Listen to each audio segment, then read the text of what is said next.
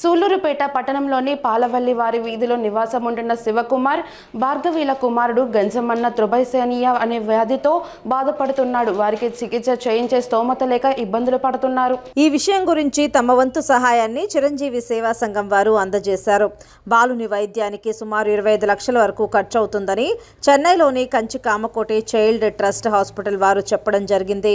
చిరంజీవి సేవా సంఘం ఆధ్వర్యంలో అధ్యక్షుడు మాబాష ఆధ్వర్యంలో 15,500 రూపాయలు ఆర్థిక సహాయాన్ని బాలుని తల్లిదండ్రులకు అందజేశారు. దాతలు ముందుకు వచ్చి ఈ బాలునికి ప్రాణం పోయటానికి తమ వంతు సహాయ సహకారాలు అందించాలని చిరంజీవి సేవా సంఘం వారు కోరుతున్నారు. ఈ కార్యక్రమంలో చిరంజీవి సేవా సంఘం సభ్యులు హరిబాబు, కోటి, శివకుమార్, భాను, ప్రసాద్ పాల్గొనడం జరిగింది. అందరికీ నమస్కారం అండి. నా పేరు భార్గవి. నేను సూళ్లూరుపేటలోని పాలవల్లి వారి వీధిలో ఉంటాము. మా బాబు సూర్యతేజ్ 3 ఇయర్స్ బాబు అండి. బాబుకి జెనెటిక్ ప్రాబ్లము.